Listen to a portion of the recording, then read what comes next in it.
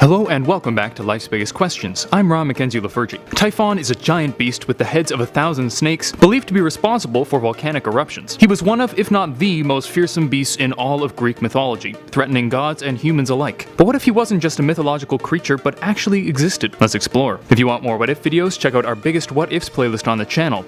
Now get ready, it's time to ask the question, what if Typhon was real? While stories of Typhon's birth do vary, the most often used depiction claims him to be the son of Gaia and Tartarus. This was done because Gaia was angry with the gods for destroying the giants, who were her offspring. But sadly, Typhon wasn't a cute little baby. He is widely believed to be the deadliest beast in all of Greek mythology, so ferocious that he struck fear into the hearts of many gods. He was incredibly powerful, possessing the heads of 100 serpents, which could breathe fire. The heads were also said to give off every sound known to man, and many previously unknown, from animal sounds to terrifying unholy utterances. Amazingly, Typhon was so powerful that the gods were unsure if he could be defeated. However, Zeus was convinced to give it a shot and engaged in a brutal, tumultuous battle with the great beast. In the end, Zeus was victorious and imprisoned Typhon beneath the earth. This led Zeus to ascend and become leader of the gods, and relegated Typhon to creating natural disasters such as volcanic eruptions and brutal typhoons. So now we know a bit about Typhon. What would happen if he was real? Well, in the original mythology, the climactic battle between Typhon and Zeus led to the defeat of Typhon and the rise of Zeus as leader of the gods. However, in the real world, as far as we know,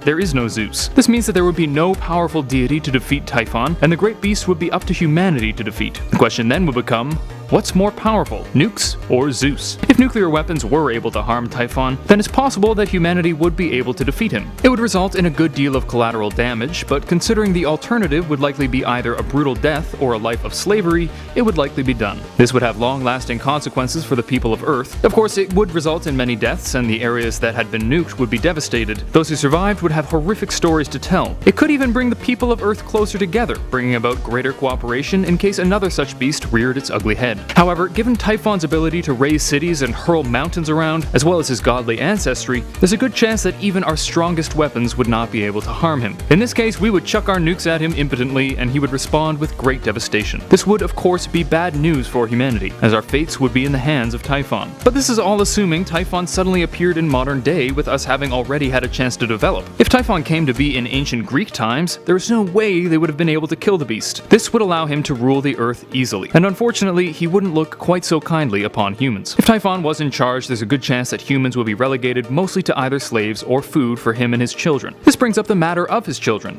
In the original mythology, Typhon married Echidna, the half-human, half-snake goddess, and had children. These included the Sphinx, the Nemean lion, the Chimera, and the Hydra, among others. This led Typhon to be known as the father of monsters. In reality, however, Echidna would not exist, and so it might be difficult for Typhon to have children. That said, it's possible that he would be able to manipulate and twist earthly animals to become more his style, and would then treat them as his children. It's even possible that he would be able to procreate with a female of Earth, human or animal, thus giving rise to a number of distorted creatures. Since his powers are relatively unknown, having been defeated in the mythology, the possibilities are endless. If he managed to create more offspring, he would shape the world with the help of his human slaves to fit the whims of himself and his children. The world might be divided, with each child ruling over their own domain, each in charge of keeping the humans living in their area in line. Humanity would likely be kept as slaves to do the dirty work, while Typhon and his children lived it up and prospered. Eventually, as the children continued to reproduce, the world would become more and more populated by these monsters, and in time, humans may no longer be necessary, at which point most of us would likely be disposed of to leave room for the new monsters. With enough time, it could be that these creatures would create their own societies, perhaps even splitting in conflict. This could lead to global warfare, the likes of which the Earth has never seen. If these conflicts were brutal enough,